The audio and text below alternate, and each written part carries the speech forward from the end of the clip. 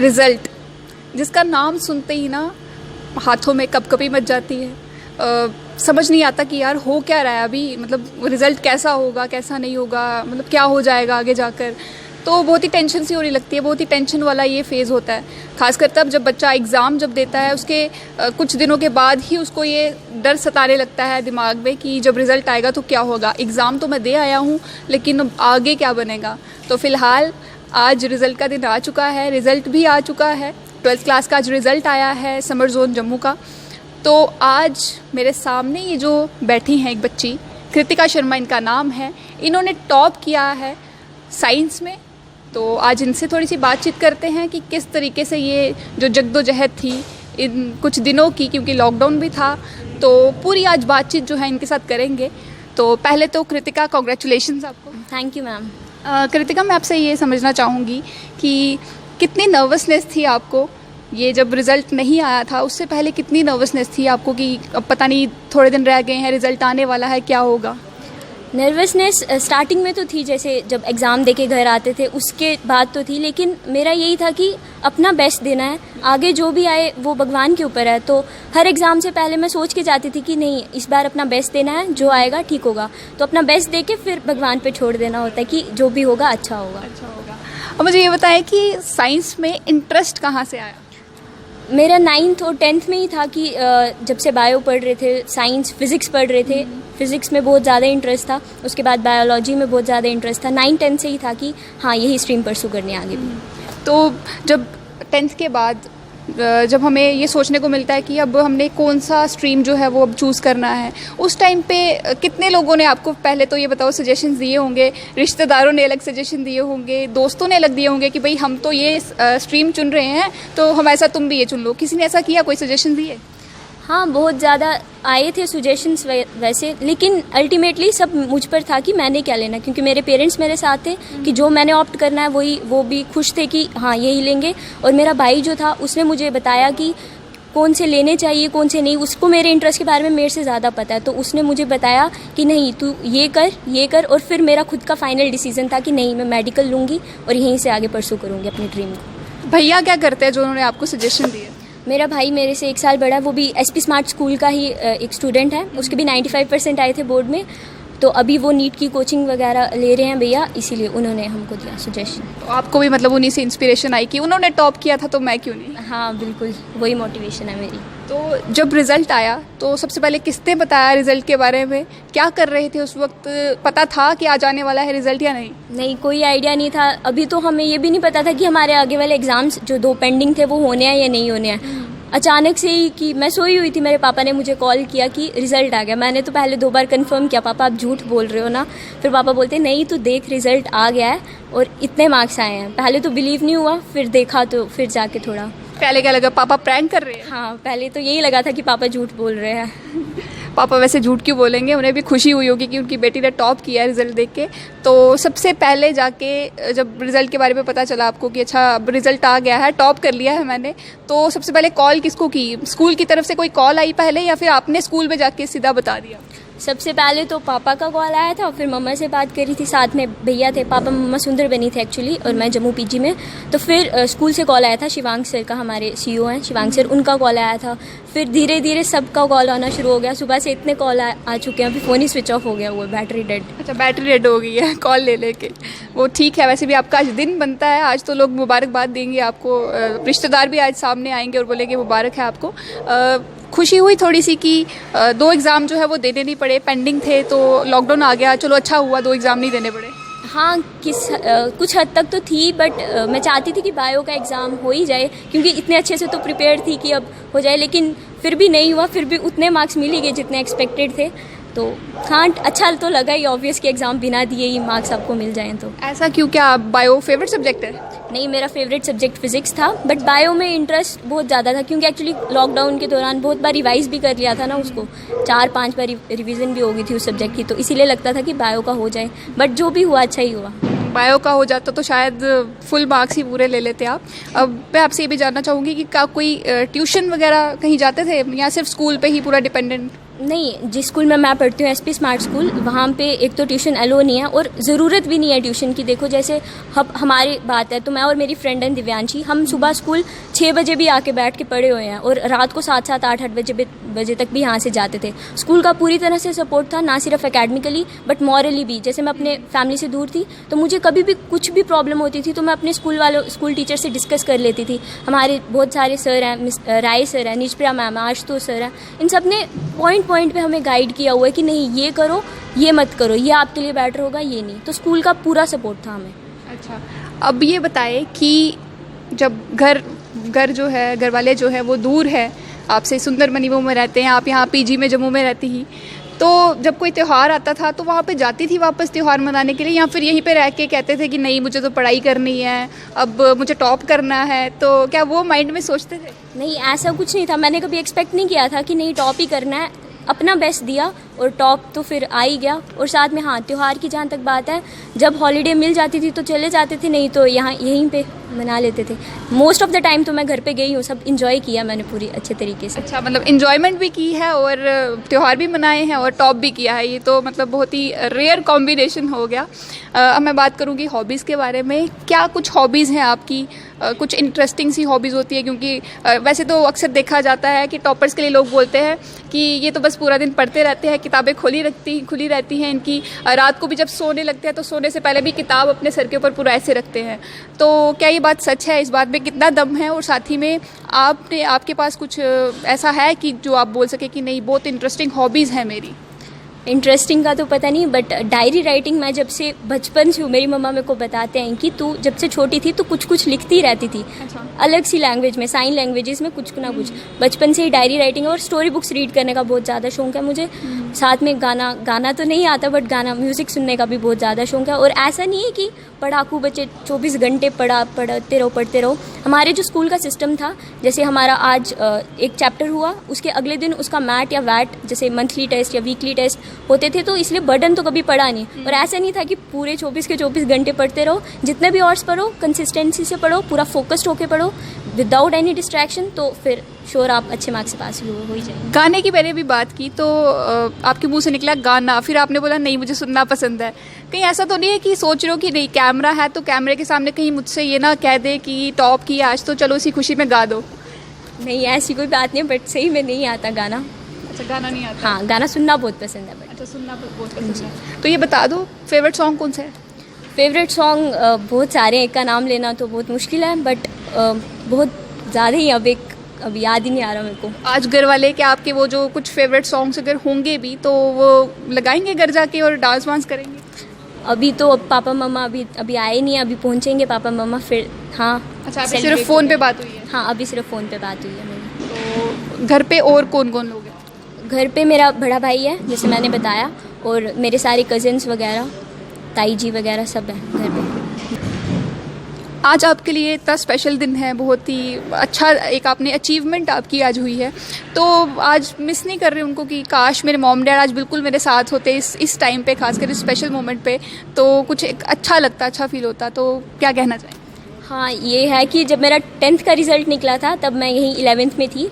New public से पास करी है, सुंदरबनी से मैंने 10th अपनी, तो तब भी मैं यहीं पे थी, तब भी मम्मा पापा दूर थे। और आज 12th का रिज़ल्ट निकला है तो तब भी मम्मा पापा दूर हैं।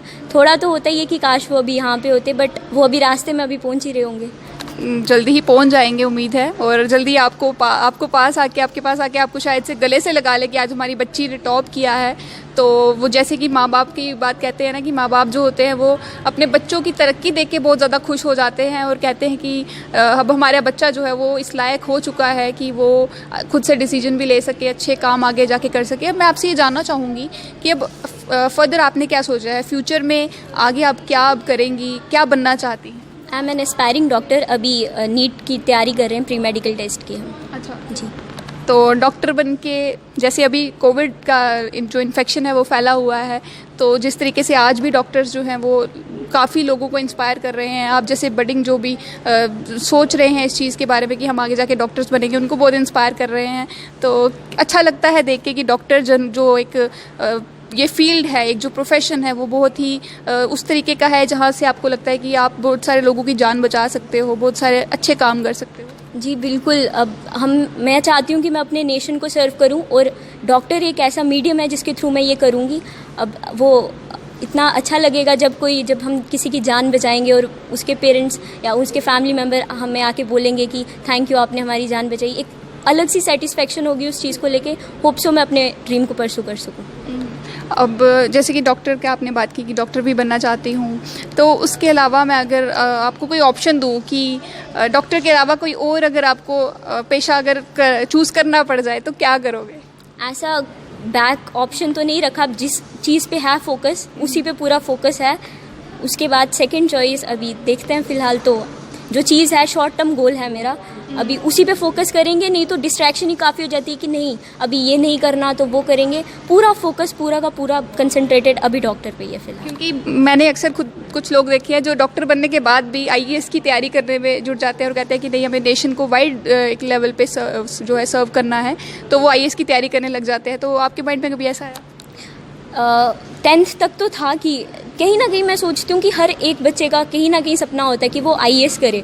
बट 10th के बाद जब मैं 11th में आई, 12th में आई, तब मुझे रियलाइज़ हुआ कि नहीं, मैं आईएएस के बारे में इतना तो नहीं जानती थी, ना इतना था जितना डॉक्टर फील्ड में था। अब तो ज़्यादा इंटरेस्ट आ गया जब से वो स्टडीज़ कर रहे हैं हम, तो इसीलिए अभी तो फ़िलहाल डॉक्टर। और सबका अपना अपना ओपिनियन होता है। कोई एमबीबीएस के बाद आईएएस करता है, वो उनका अपना पर्सनल मैटर है। लेकिन मेरे लिए अभी फ़िलहाल तो सिर्फ़ और सिर्फ डॉक्टर ही है। पीजी में रह के दोस्त बनाए कोई, जैसे स्कूल में दोस्त हो और पीजी में आप किसी के साथ शेयर कर रहे हैं या फिर अकेले ही रहते हैं? देखो, फ्रेंड्स का बहुत बड़ा रोल होता है आपकी लाइफ में। मेरी भी जितने फ्रेंड सर्कल में थी सब लड़कियां, सबके 90% अवेलेबल, और हम बहुत खुश हैं, हमारा पूरा ग्रुप। और मैं पीजी में अपने भैया के साथ रहती थी। वही जो मेरी इंस्पिरेशन है, मेरा भाई, उसी ने पॉइंट पे मुझे गाइड किया है। हाँ, तो फ्रेंड्स का बहुत इंपॉर्टेंट रोल है। पीजी में ऐसे भाई ही रहता था साथ में, और तो कोई था नहीं।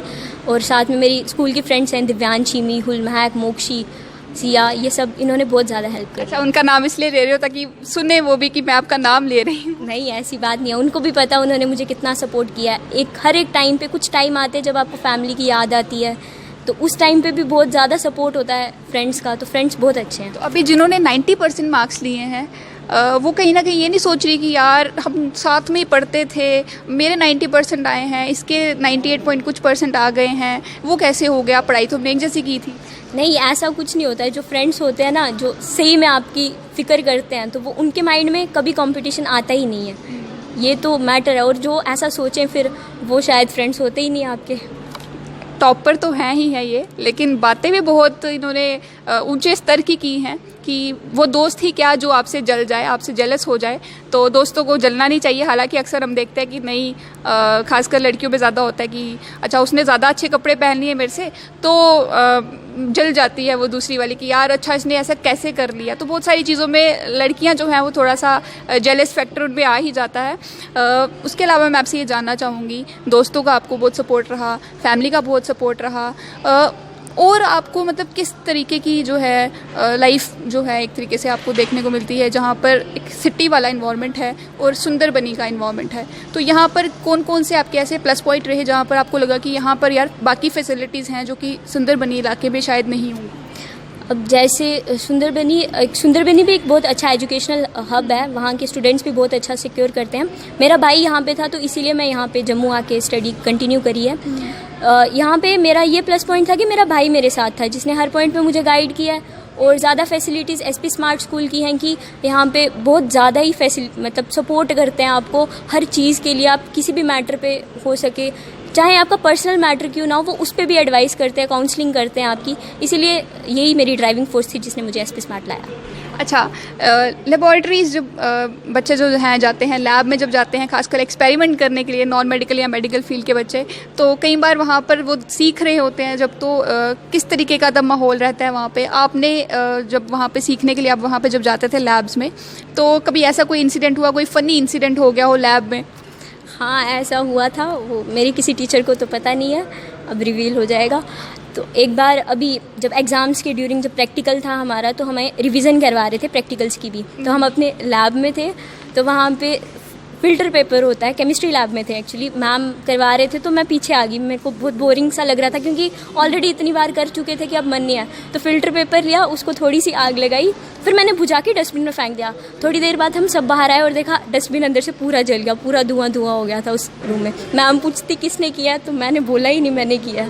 तो इसीलिए अब रिवील हो चुका है, लेकिन अब आप इस बच्ची को डांट नहीं सकते। टॉप किया इस बच्ची ने, तो डांटना बिल्कुल नहीं इस बच्ची को कि वो डस्टबिन क्यों जलाया था। आप देख सकते हैं कि टॉपर्स भी बहुत बड़े लेवल के शैतान होते हैं। ये भी शैतानियाँ उतनी करते हैं जितने एक एवरेज स्टूडेंट जो है वो करता है। मैं आपसे ये भी जानना चाहूँगी कि स्कूल का बहुत बड़ा रोल रहा, टीचर्स का भी बहुत बड़ा रोल रहता है, लेकिन कौन सी ऐसी टीचर है जिसको आप हमेशा ज़िंदगी भर जो है वो याद रखेंगे कि ये टीचर जो थी वो कुछ एक अलग ही उनका कह सकते हैं कि एक अलग तरह का उनका पढ़ाने का तरीका बहुत अलग था। तो कौन सी ऐसी टीचर आपको लगे अभी तक जिनको आप ज़िंदगी भर याद रखेंगे? अब देखो, हमारे जितने भी सब्जेक्ट्स के टीचर थे सब ने इक्वली किया, लेकिन कुछ टीचर्स होते हैं जैसे आप कहते हो कि बहुत ज़्यादा ही अटैच होते हैं, जिनमें राय सर आते हैं। उन्होंने हर पॉइंट पे हमें गाइड किया। इनफैक्ट वो सुबह आके हमारी एक्स्ट्रा क्लासेस लेते थे।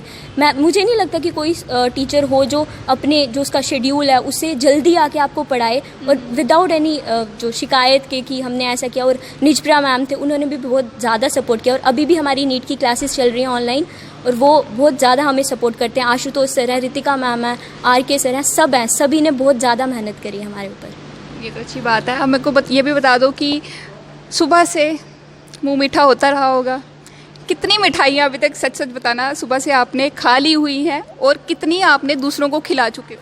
बहुत ज़्यादा ही कुछ। मैं मीठा मुझे वैसे भी पसंद है, बट सुबह से इतने ज़्यादा खा चुके हैं, अब गिनती भी भूल गई कि कितने खाए हैं। दूसरों को तो बहुत खिलाई मैंने अभी। अच्छा, दूसरों को बहुत खिलाई और खुद का याद ही नहीं है कि खुद का याद ही नहीं कितना खाया। चलो, आपके लिए बहुत बहुत दुआ है कि आप आगे अपने जो आपका प्रोफेशन आपने चूज़ किया है आगे कि आप उस प्रोफेशन में ज़रूर आप कामयाब हो। तो आपको बहुत बहुत बधाई है, एक बार फिर से आपने टॉप किया है। Thank you ma'am, thank you so much. ये थी हमारे साथ कृतिका शर्मा, जिनके पेरेंट्स फ़िलहाल अभी इनके साथ अभी नहीं है, जम्मू में नहीं है, सुंदरबनी में है, लेकिन फिर भी ये बच्ची अभी भी जो है टॉप इस बच्ची ने जो है वो किया है। और साथ ही में अब आगे डॉक्टर बनना चाहती हैं।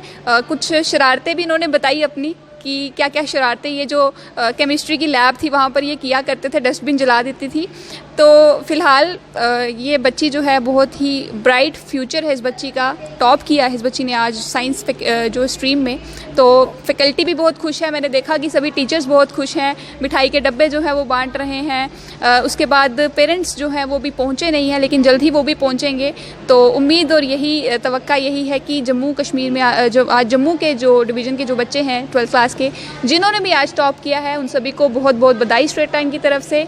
और उम्मीद बस इतनी ही कि इस तरीके के बच्चे जो हैं वो टॉप करते रहें और अपने परिवार वालों का नाम, अपने माँ बाप का नाम, अपने देश का नाम रोशन करते रहें। फ़िलहाल इस ऐसी शख्सियत से मुझे दीजिए इजाज़त। किसी और बच्चे से आपकी ज़रूर मुलाकात कराएंगे जिसने आज टॉप किया है। तो फ़िलहाल देखते रहें स्ट्रेट लाइन न्यूज़।